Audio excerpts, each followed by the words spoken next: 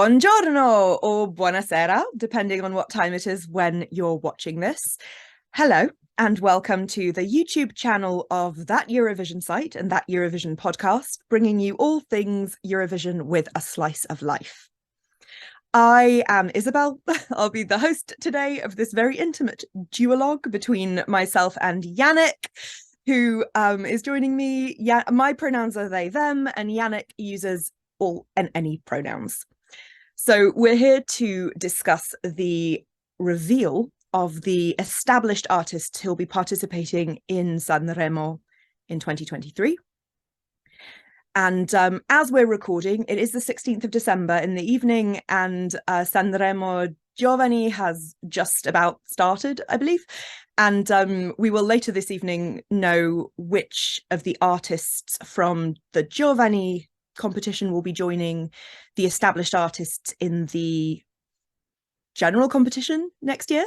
At this point, we have no idea. So stay tuned for a part 2 that will hopefully follow this video fairly shortly. But for today, we're just going to be talking about the 22 confirmed established artists that are going to be competing in Sanremo 2023 and our thoughts on the lineup. So I'll just bring us all up to speed, jog our memories. On the 4th of December, Radio Televisione Italiana, or RAI, announced the names of the established artists who are competing in Sanremo 2023 in February. And the 22 confirmed artists are Anna Oxa, Ariete, Articolo 31, Colapesce di Martino, Coma Cose, Elodie, Gianluca Grignani, Giorgia, I Cugini di Campagna, Lazza, LDA, Leo Gassman, Levante, Madame, Mara Satei, Marco Mengoni, Moda, Mr. Rain, Paola e Chiara, Rosa Chemical, Tananai, and Ultimo. We have among them a whole bunch of returning artists. So again, just to refresh our memories, I'm going to just quickly read them out. And yes, so most notably is Anna Oxa, who is a veteran of Sanremo.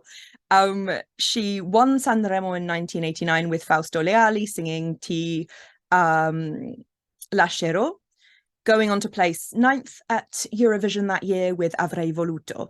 She also won Sanremo in 1999 with the song Senza Pietà, and she's competed 14 times across 5 decades. I think this will make her 6th decade, and she even hosted Sanremo in 1994.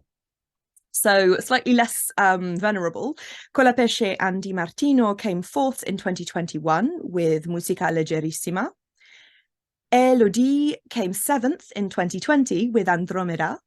Gianluca Grignani came 6th back in 1995 with Destinazione Paradiso. Giorgia is also returning. She won in 1995 with Come Saprei. And then she came 3rd in 96 with Strano il mio destino, and then 2nd in 2001 with Di Sole ed Azzurro. Leo Gassman won the newcomers section in 2020 with Vai Bene Così. Levante came 12th in 2020 with Tiki Bom Bom. Moda was unranked in the newcomers selection in 2005 with Riesci a innamorarmi. Madame came 8th in 2021 with Voce. Marco Mengoni came 3rd in 2010 with Credimi Ancora, and then won in 2013 with L'Essenziale, which placed 7th at ESC that year. Paolo e Chiara won the newcomers section in 1997 with Amici come prima. They are an old 90s girl band, well, a duo, I should say, a sister duo who actually split back in 2013 and apparently then getting back together. Really big deal. Yes, and finally bringing up the rear, Tananai ranked last in Sanremo 2022 with Sesso Occasionale. I know. And a fun fact, Rosa Chemical guested with him for Covers Night. Ultimo won the newcomers section in 2018 with Il ballo delle incertezze and came second in 2019 with I tuoi particolari. And there are a couple of others on that list, Mr. Rain and who else? Gianluca Grignani, I believe, who both guested as well for High Snob and Hugh, and also Irama, I think, respectively, last year. So and that's not even talking about which of these artists came through the Giovanni ranks. There's an indication, obviously if you win the newcomer section, then you came through Giovanni, but there are a few in the list who did actually have their debuts at Sanremo Giovanni that I didn't even mention because we could be here all night. So that's a spicy list. Janek, what do you think of the selection? Are there any big surprises for you on this list? Is there anyone you're especially excited to see? And is there anyone you're not that excited to see? First of all, I would like to thank Isabel for joining me today because I am really happy to be talking about Sanremo with someone. I thought when I will be joining the site, I will be the only one who will be passionate about Sanremo, so I'm like very happy. Of course, there is a few names that I'm like intrigued by, more than excited. Because some of them I am not as familiar with as other artists that I'm very passionate about. So first thing I want to shout out that I am intrigued by is Ariete, mainly because she is participating with the Dardas song, and we know that Dardas can produce very great music. Of course, Anna Oxa, I am intrigued by her participation this year, mostly because Anna Oxa has been in a lot of Sanremos. Of course, Georgia, I think it's also a name to look out for because she is coming back for the first time since 2001. So like that's 22 years. It's the same edition as Elisa. Elisa won 2001, and of course she came second last year. So I'm really curious about how Georgia will place this year's Sanremo. As Isabel mentioned, Paola Chiara are apparently very big in the 2000s. According to my friend who is Italian, she is like a bit older than me, younger by Isabel, but she is like in a age that she really does remember them, and I remember reading on Twitter that Paolo Chiara coming back is like like Oasis coming back for a concert or something. Um, of course, last name that I am very intrigued by is Mara Satei. If people don't maybe are not familiar with Mara Satei, it's because she's been around for a bit, but she hasn't been like in most like what's called like pop that is you can hear on the radios. She was I don't remember what kind of music she kind of performed, uh, but she has been for a while. But she gained popularity this year, mostly because she was featured on a feature with Fedes and Tananai on a summer song. It's kind of trashy song, but it was mostly Fedes wanting to reconstruct last year's success he had with Akira Lauro and oh my God, what's her name? I know exactly who you mean, and her name is Arietta? escaping me as well. I'm so bad because I love her so much. I know Uh, she's an icon, and I can't remember her name off the top of my head. Everyone knows uh, what we mean, though. The summer hit yeah, from last year. I feel so bad because I love her so much. I think his name is Arietta. Let's go. Let's do a quick fact check. Uh, not the Recomi song. It was Uh, like it was the summer hit, wasn't it? Hang on. yeah. I've got B. It's B. There's a B in the name. No? Oh my God. Oh no. Orietta Oh. Berti. I was close. Yeah, I'm And sorry there's a for B in that, the but name. yeah, There we go. Yeah, yeah. she is an icon, and That was amazing. understand that. And the last one that I'm kinda intrigued by is Ranai because he gained a very huge following after Sanremo. Same as Colapesce and Martino, their song during Sanremo wasn't as popular as it was after. Like that it's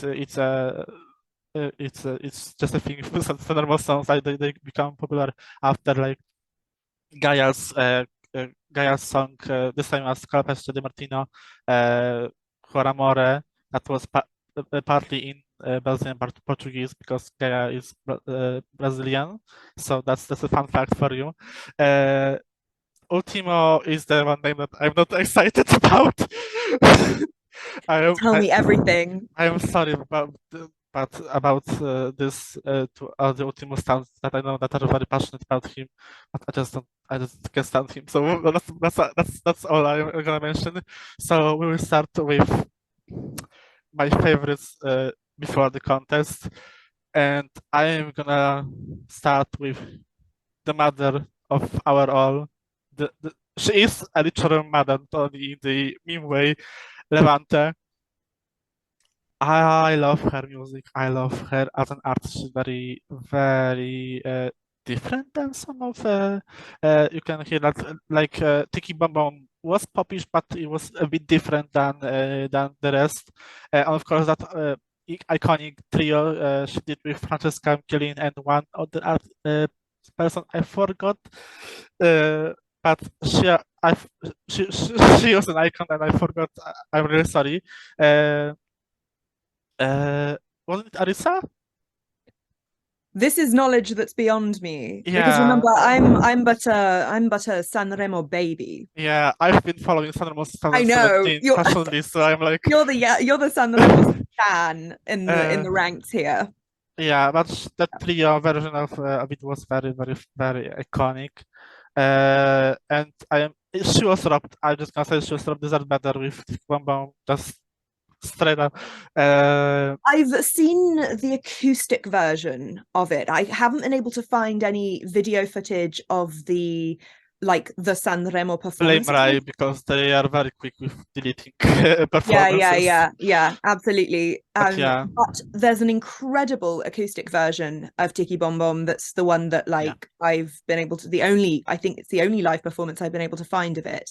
And yeah, she is a compelling performer. yeah. She's like you say, there's something really different about Her voice also is very different. yeah, and her voice, yeah, for Yeah, sure. But just her stage presence, and she has a really interesting point of view, I think. yeah, I'm very excited about her as yeah. well. I'm saying Sorry, don't let me interrupt she you. was robbed.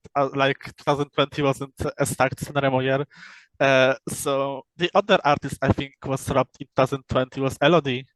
And this is an artist I think has potential to be the winner of Sanremo because of how much hype is around her right now. Despite being popular for years, like there is a lot of great songs from her. Like one of them that I will be just showing to everyone and their mothers. It's Nerobali by her and Michele Bravi. This is like just the anthem. Uh, for summer That's and my Narobali. boyfriend. Narobali is just a great and I'm really and of course already had a great entry in 2020 Andromeda written by Mammoth and Dardust robbed just robbed say that robbed so yeah. And the two artists that I'm just like about like, I'm so excited about first of all is probably the artist that has my all-time favorite Sanremo song, which is Voce by Madame. Uh, robbed last 2021. Robbed. I love Måneskin, but she should have won. Straight up, she should have won. Like a song, a rap song performed I'm a by a Måneskin fan, so I didn't watch 2001 except 2021. I didn't watch 2021 except for the Måneskin performances. I'm so sorry. yeah, but a rap Oh, a rap pop song sung by a woman, a queer woman. That's and she isn't like very much standard female like look wise. She's very androgynous with her looks, and the music video is iconic.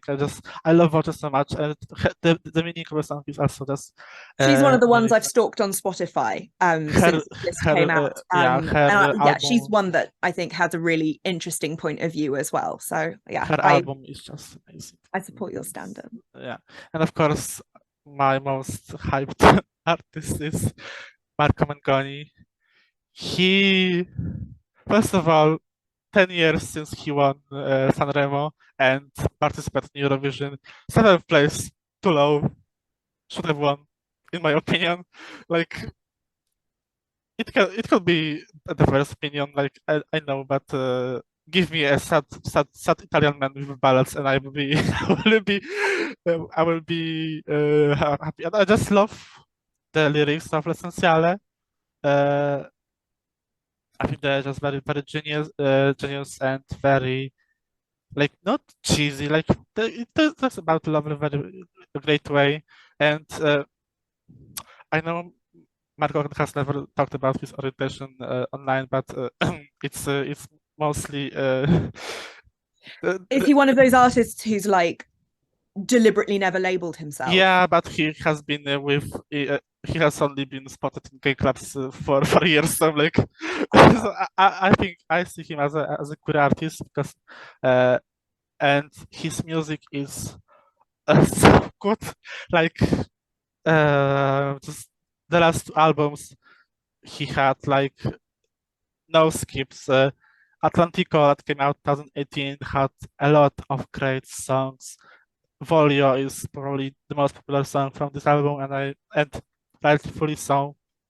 And the last album he released like a few months ago, called Materia Pele, he has an amazing album. Probably one of my favorite albums that was released this year. That's the one that you've been playing on repeat? Yeah, since it came out like 2 weeks straight up on this album. And fun fact, he has a song with La Presentata de Lista on the album. I highly recommend that song. And I would just him winning Sanremo would be just so great. Like 10 years since he won last time, it will be just a great way to come back. And there are some artists that I recognize, like the name kind of is familiar. I remember Komakoza from Sanremo a few years ago. It was yesterday, this year, I think, or last this year. You can see why I don't remember you because of based on my opinion of the song. So like it's not like recognizable. I thought Ariete was in Sanremo, but I must be wrong because I remember her most maybe because she was in Giovanni, but possibly. LDA is also a name that kinda I recognize, but mainly because on Giovanni. Rosa Chemical also kinda it clicks, but I don't know from where. Mr. Rain to again, Oda Rosa also. Chemical guested at Sanremo this year, so it could just be from that. Yeah. So in fact, I think wasn't he the one who guested with Tananai? It was a very memorable performance. Yes. It was it was Rafaela Carta tribute. Yeah, Rafaela, what's her name? A song by Rafaela. Yeah. We know it was a hot mess. I mean, Tananai's entire presence at Sanremo this year was a hot mess. Last year, I should say. Rafaela Cara. This year. Rafaela Cara. Rafaela Cara. That's it. And I can't remember the name of the song, but it was like it was a love song, right? It was like a kind of a suggestive love song, and they covered it. It was the gayest shit I've ever seen, and it was so like messy, but it was one of my favorite things that happened on Covers. It's just his presence is just like it's just a hot mess, but like just so delightful. Like I I feel like if you've listened to me talk about Sanremo at all, then you've heard me say this, and I apologize. You know, I've only experienced one Sanremo, so it may be that it was just a bit too much of a culture shock for me. I don't know. I had a great time, but like I was, you know, it was a lot. A lot of it I was like quite actually underwhelmed by. I really expected it. Yeah, Sanremo is this giant in the calendar, isn't it? So I think my expectations were maybe a bit too high. I need, you know, I need to chill out a bit and just enjoy it for the chaos it is. Yeah. But there were very few acts, so I had a great time watching it. I really did, even though it was like during a work week. I'm a night shift worker, so I was like waking up early and then like, you know, exhausted, kind of like taking my breaks and it was still going. I'd like go to work and it was still playing. I was like, oh my God. And I had a great time, but in terms of artists that stood out, songs that stood out for me, there actually weren't that many, even quite high placing songs. I was like, no, this could be anything, this could be anybody, which, I know, controversial opinion, maybe. I'm not saying it's the correct opinion, it's just, you know, for me, there was a lot that was quite forgettable. I have to say that, you know, some of my favorite artists of the last year and some of my favorite songs of the last year did come out of it. But out of the lineup of, you know, 26, was it 28, 26, Probably 20 something, the lineup of 20, it was 25. I remember it was 25. Yeah, the odd number. Because Tana and I came 25th. And Anna, what's her name? The Spanish girl. Anna who did who basically the song. Yeah, exactly, which was basically like a kind of like a classic Spanish party tune but in Italian. She came 24th, and Fefi and I were like, robbed, outrageous, you know. The Spanish Eurofans were so happy that it didn't come last with Ana Mena. But yeah, but actually, like I'd remembered it incorrectly. I thought that she'd come last, and in fact, no, Tana and I came last. She was last for a few first nights, but Tana and I was just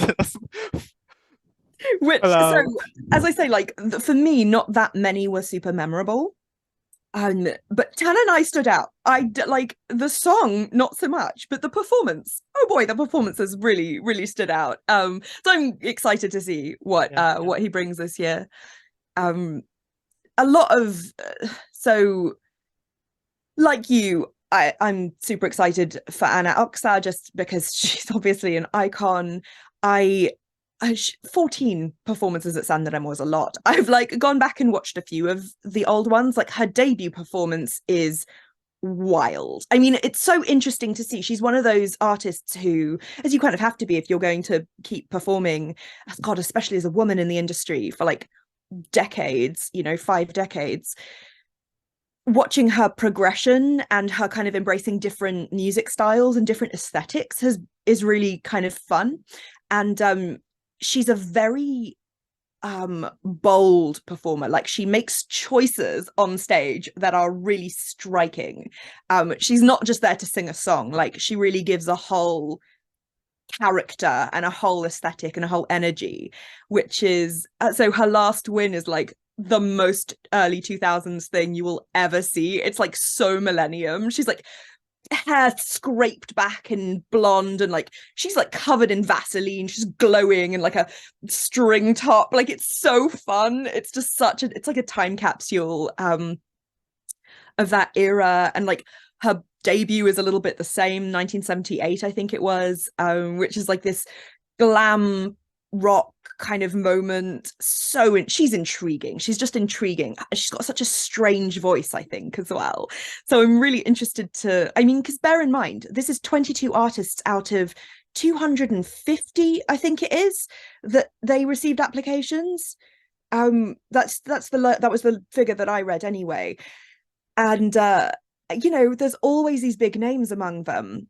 And so for an older artist to stand out, this isn't an emerging artist, this is someone who's like a heavy hitter, has been around for a long time. There's got to be something about their application that's kind of caught the eye that yes, this year this is the time for them to come back. And there's a few of those in this lineup. So the thing that really intrigues me, almost more than any individual in the lineup, Although there are individuals in this lineup that I'm like, ooh, Colapesce Di Martino, they're my new love. Like, out of everybody here, they're the act that I've fallen in love with. They are so fun. They're like jazzy, you know, it's pop, but it's like really experimental, really playful though, not like experimental in like an arty kind of way, but like, which, you know, I'm not averse to. I do like an arty experimental moment, but their sort of genre of experimentation is, it's jazzy, but it's not like pretentious jazzy. It's like genuinely quite, it's lighthearted, leggerissima. It's playful, humorous, self-effacing jazz, which I mean wild. I grew up on like quite avant-garde jazz, so I enjoy seeing a pop act that's clearly taking some of that, and then also has just this really danceable poppy 80s vibe as well. Yeah, really excited to see what they do. Like you, Levante is like, I'm in love with Levante. Again, I'm really interested to see what, because like her, like with Madame, like with a few of these artists, they have more than one string to their bow. Like, there are a lot of rappers on this list. That doesn't necessarily mean that they will rap, though. Like, Mahmoud is a fantastic rapper, but he chose not to rap at all on Brividi this year. So it's always interesting to me when there are, you know, people who have a few different kind of things that they have up their sleeve. It's like, okay, which skill are they going to bring out? Which genre of their several genres are they going to lean into? But a thing that's exciting for me, speaking of rap, is, okay, how many of these are, and it's mostly the emerging artists here who have a rap element or a hip hop element or some sort of urban or trap. There are a few trap artists on this list, or at least Wikipedia tells me they're trap artists. I don't know if like Italian trap is quite the thing. I haven't heard much Italian trap. I love a bit of trap though, so you know, if I see trap, I'm like, ooh, bring trap, please. Let's have trap at Eurovision. I may be in the minority there, I don't know. And then at the same time, there are a lot of these like vintage acts who, I mean, gosh, there's a I Cugini di Campagna are a 70s glam rock band, okay? Like pop rock, not so much the kind of heavy Led Zeppelin stuff, but like, yeah, like full, you know, big hair, falsetto, you know, a really 70s sound. And they've been gone for a while, from what I gather. So I'll be fascinated to see, are they bringing something that is a little bit like, has Måneskin paved the way a little bit for like kind of classic rock acts to come back? I mean, I'm not saying that they never do, right? We do see, you know, classic rock at Sanremo in every now and then, but it's definitely not it's not like the default, is it? And this is a competitive arena, so it's just really interesting to me that this has been picked out. There's like Articolo 31, from what I gather, again, they're a hip hop group, but I think they've also been not around for a while. Like, they've been gone for a while as well. They've been on hiatus. There are just a lot of artists on this list who, and like you said, even like Georgia, like, who haven't been at, the ones who were at Sanremo years and years ago and many times, a lot of them haven't been at Sanremo for quite a few years, and in some cases decades. So that's just exciting to me. It's just an interesting mix of genres, and I mean, Sanremo always has an interesting mix of age ranges, but I felt like, I think the thing is that last year there were quite a lot of very sort of sentimental, whether it was upbeat or downbeat, ballady or kind of uplifting, there was a lot of sentimental energy. And the thing is, that is what I expect from Italy. Italy does sentimentality. That is kind of their Can I say something? stock in trade. So overall, Sanremo, I'm really happy that you mentioned that there's a lot of rap and like trap artists, because Sanremo is known for their ballads. Like, every year, 3/4 of the participants are singing ballads. I wasn't Most going to of say it. them I'm are glad to hear men. you say it. are men in their 40s or 50s. That's why I'm really excited to see new names. Only a few that are like on the older side, but they aren't artists. But I'm seeing, okay, Fabrizio Moro is participating again, so he will again sing a sad ballad song. Like, like no shade to him, but like every time he participated, minus the one participation with Arma Meta, he almost sings sad ballads about love. That's why I'm like very excited about this year for a more a variety than hearing ballads. Like I love ballads are And you love my a thing. ballad, yeah. My ballads are my thing, and I am complaining about ballads. That's something. Yeah, no wonder you love Sanremo so much. Because yeah, I mean that's sort of the vibe that I get from what I've heard tell. Again, to be clear, I have only watched one Sanremo live, and that was last year's. And every other experience I have of Sanremo is, you know, the odd video performance here or there. Like it's, I think, like it's one of the finals. It might even be the national final that is the hardest to like find footage of old performances, and partly because it's not just a national final, it's its own music festival, as we all know. But I'm glad to hear you say that, because that was sort of one of my questions as well, was as somebody who's watched Sanremo many years, not just last year, how does this lineup compare to past years? Like, does this feel different? Is it more exciting to you? Is it more exciting than last year's? And you've sort of half answered that already. Yeah, I don't know if I'm as excited about it as last year's, because I thought last year's edition had bigger names. Like I, I don't know. I think I would have to take a look on last year's list, but I feel like uh, I kind of was excited about last year's a bit more. Uh, Interesting. because like I recognized more names than this year's. Like I'm looking at the list, like already I'm in the top 10, and I've heard of 8 of them. So I'm like, before the Sanremo happened, and scrolling down, I think like I like 3/4 a bit more I of the artists like I know of or have heard of.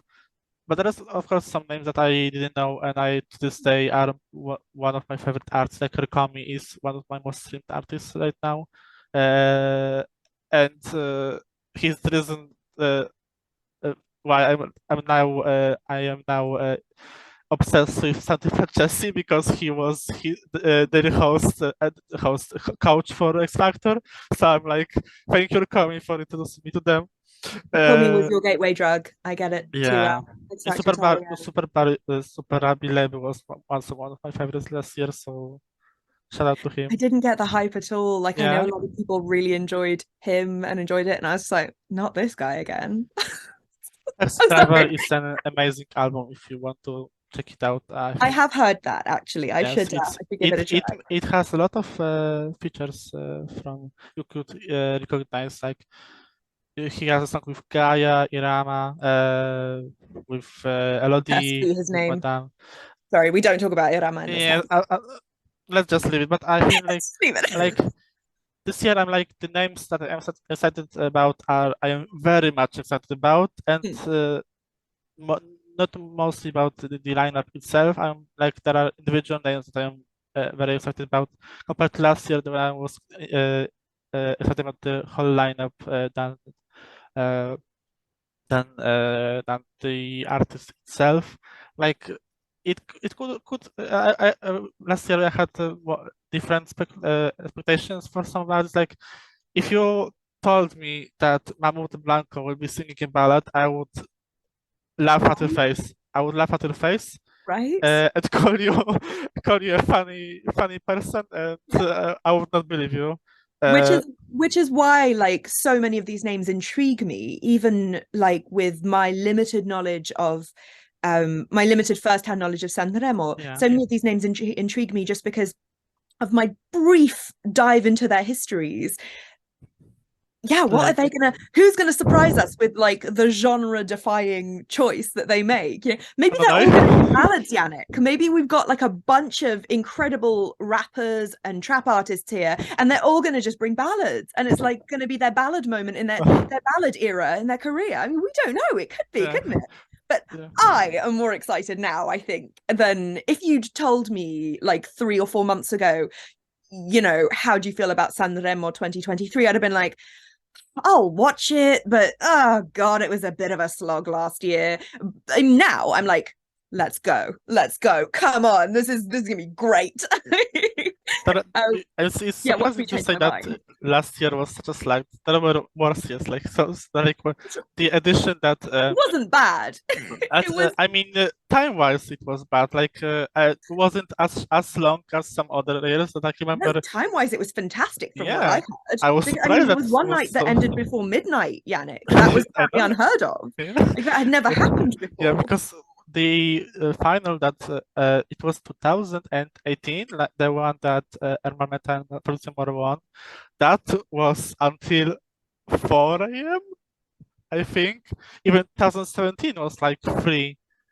I'm sure that 2021 went until like past 3 a.m. because I feel like I heard that like it was 3 a.m. and there were still artists left to perform even in 2021. I don't think I wasn't there. 21. I think 21 ended like around 2, if I remember correctly, because I don't remember saying that much I played for you might have given up.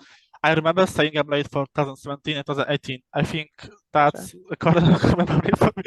But I feel like the change of hosts also kind of limited the time, because I remember, I think it was 2017 when I was waiting for, it was said, oh, Alvaro Estrella will be making internal art soon, and the soon was 3 hours later. Like, so I'm like, and I think Amadeus just shout out to Ama, because he has been doing amazing job for hosting, and the time management for it is amazing, because I don't feel like it's like throwing random internal acts straight out of another. Like there are some times when between songs you have an hour, so I'm like.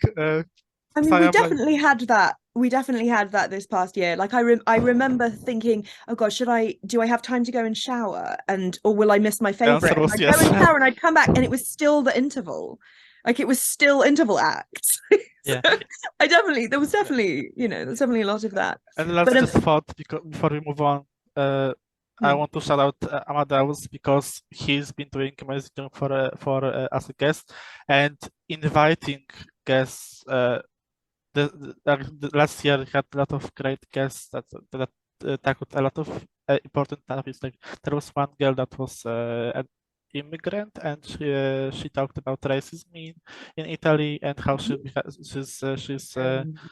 been dealing with it. And I assume it will be a strong guest-wise this year. Chiara Ferragni is one of the hosts, one of the evenings. Someone who doesn't know, she is a very big fashion designer, and she has a fashion brand. She is the wife of TES, who participated in Sanremo in 2021 with Francesca Michelin, and TES and Chiara Ferragni are the greatest example of how to have an audience, maybe not audience, how to. I'm sorry, I want to say that as great as good, because they deserve it. They are millionaires, billionaires, like they are very much rich, but how they behave and how they are an amazing example of to others. Like last year, there was an incident with Rai and the government on homophobia, and FEDES just called the shit out of them. It was very, very much vocal about it, and I think they are using their platforms for good. And I want to say that despite being millionaires and billionaires, they are an example of how to make a path for themselves and do much for the greatest. And that's all I have about them, because they just deserve a shout out, because she will be in this year's edition as a host. So that's just a shout out to them. And we don't know, obviously, who the guests are going to be for the covers night. We don't yet know who any of the guests are going to be. Like, you never know who you're going to see on that stage. I mean, speaking of which, I mentioned it earlier, I reportedly rejected 250 applications to participate in Sanremo 2023. I think we were covering it and we kept sort of hearing they've had 80 applications, they've had 150 applications. Like, we kept hearing like the number get bigger and bigger. And I think the last number we had was 250.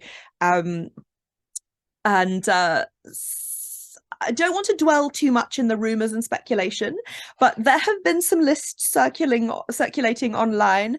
Unreputable sources, of course. We certainly won't give them too much weight, but we have heard names being bandied about of who applied and was rejected. We know a couple of those names were artists who withdrew themselves for various reasons. Like, I've heard that Diodato and that Francesco Gabbani had applied but then withdrew. So, you know, I don't know how true that is, but that's what has been circulating. We've heard rumors of who did apply and didn't make this final cut. And I mean, Amadeus, being the sweetheart he is, was kept emphasizing when he made the announcement, kept emphasizing what like an incredible number of artists they got through, how you know, excellent a lot of those artists were.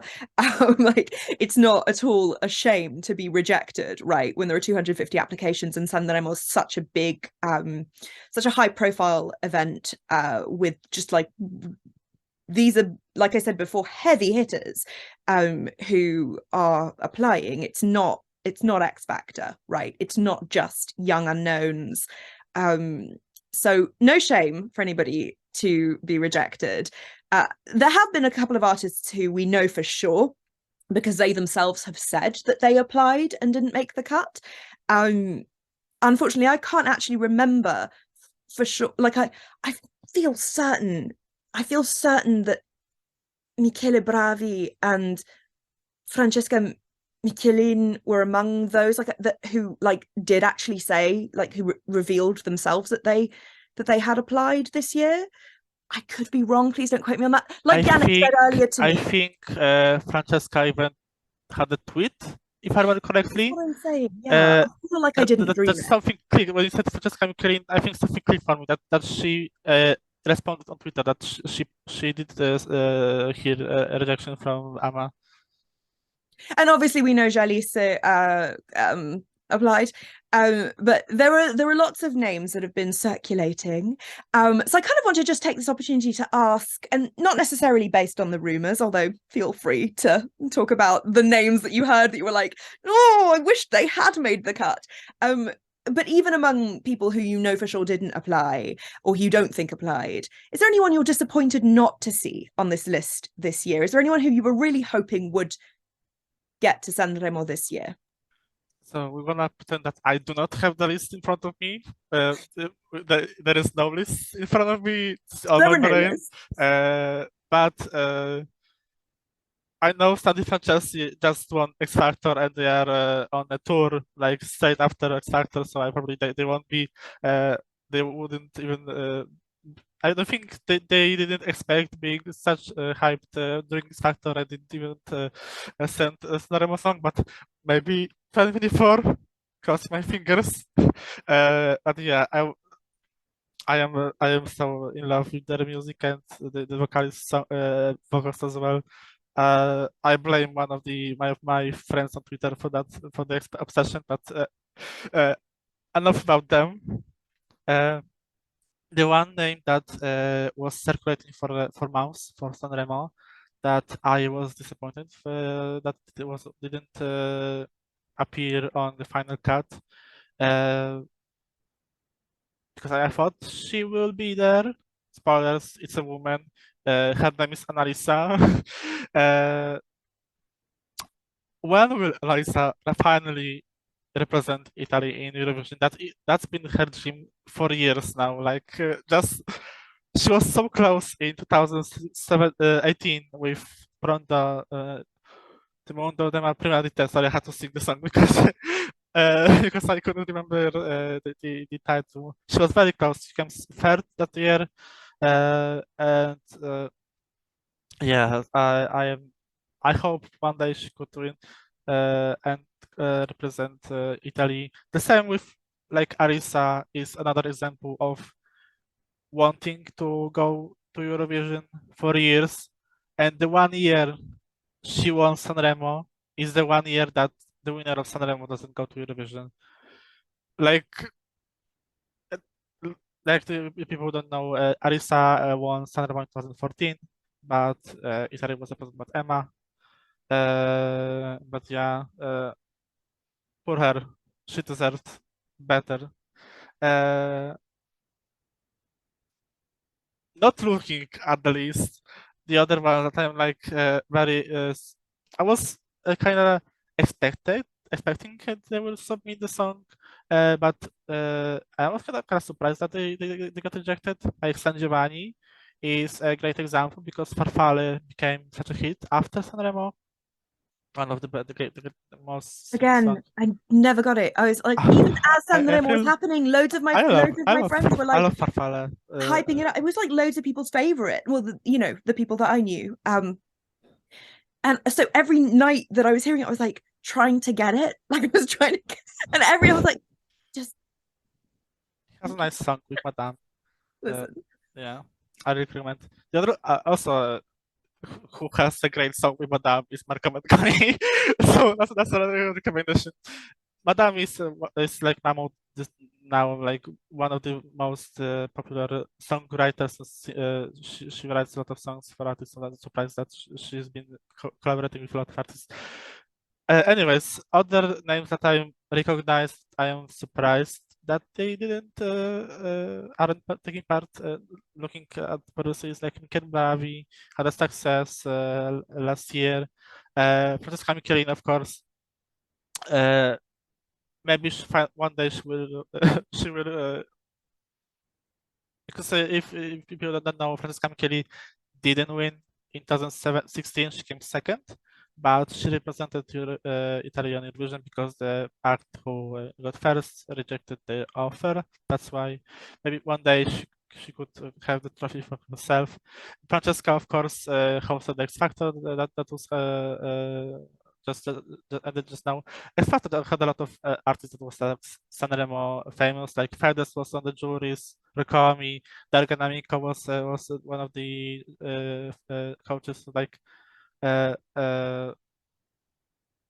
get the sense that the Italian music industry, and maybe this is the case with all music industries, but maybe it's because of the Sanremo culture. Like it feels very familiar and familial. Like every act on this list that I kind of went and looked up their back catalogue, I could see that they'd guested with or had featured other artists who were either on this list as well or who had been at Sanremo before. There's just a lot of which it seems I love that. It seems that there's a lot of exchange and cross-generational exchange as well, which I imagine, again, Sanremo is a big part of generating that like intergenerational collaboration. Yes, I one name that I thought maybe he could sneak in, Matteo Romano. Virale is a song that I didn't get during the show. I think maybe it's a controversial opinion, but I think Virale is the better without the orchestra. I think like while listening to the studio version, I liked it more than the live versions with the orchestra. Not every song needs an orchestra. I listen. Some songs are just better with orchestra, but I think Virale wasn't as great with an orchestra. A lot of Måneskin songs are better with orchestra. Just saying, like their version of Carolina was just I want them to come back to that song, but I know they won't. But moving on, but it's not about Måneskin now. Well, One, you brought it up now, so I mean, just a moment for that. I mean, one of the greatest shames that of like Sanremo footage being immediately taken down anytime it's uploaded, you know, to any video sharing platforms, is that that version of Coraline isn't widely available or available at all at the moment. That was that was great. Yeah. Other names that I'm kinda recognize on the list is Miss Keta. If she took part, it would be a disaster Bob also. IFL 65. That was a jump scare. That was a jump scare, exactly. But again, talk about like vintage acts returning. Yeah. Like, why not? But also, like, what are they doing these days? Are they still doing like early noughties electro? Like, is that what they're doing? Because I mean, the millennium is back. Okay, it's back in fashion. It's like back in, you know, it's mostly back in fashion, let's be honest. I don't think it's that back in music, but I'm ready for a millennium music revival. You know, it might be bad, but it might be so bad it's good. Yeah. Jalis, of course, 25th rejection in a row. Normal day for Jalis. Regular day in the office. Yeah. Shada is another fun singer. He has a lot of Mimi songs, mostly. One of the most popular song of his is Benissimo, a bop, disaster bop. Speaking of disaster bops, Electra Lamborghini being on the list, we were robbed of a train wreck and a disaster pop situation happening. Last time that I recognized is Paola Turci. I recognized her, but I couldn't remember from where. I think maybe I know a song from her or something. I don't know.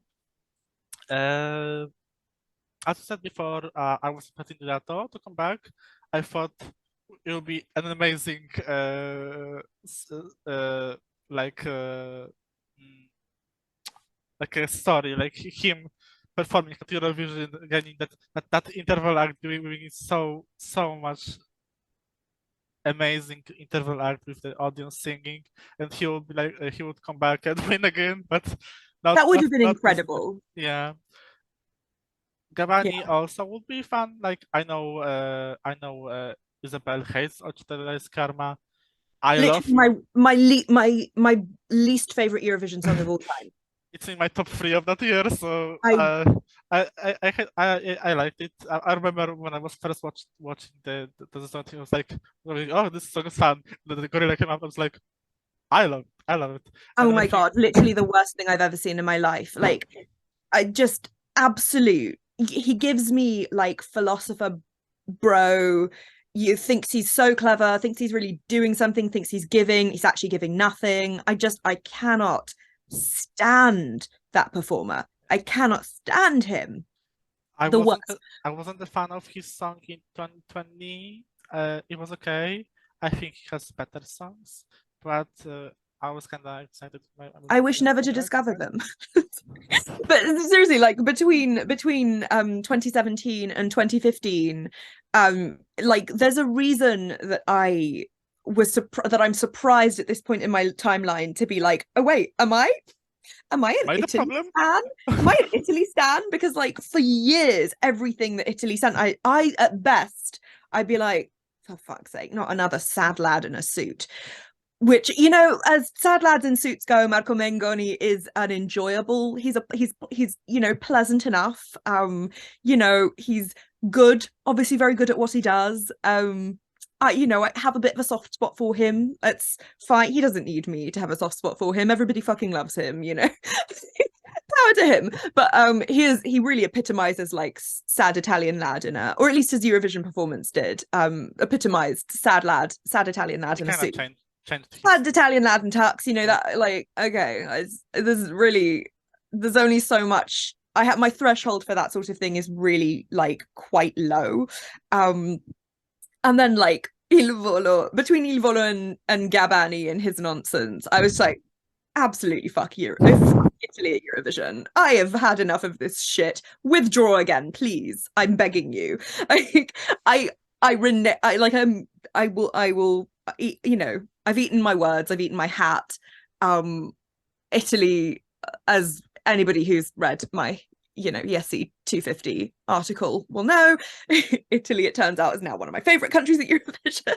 But I like to echo kind of what you were saying before, like, just, and to echo what like everybody I know feels as well, like, God, Italy, please just send a woman, or, you know, just send somebody who's not a sad lad in a tux, you know, or just send somebody who's not a lad.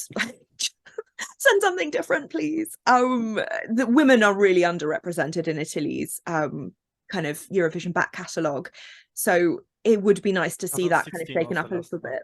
If you don't count Victoria.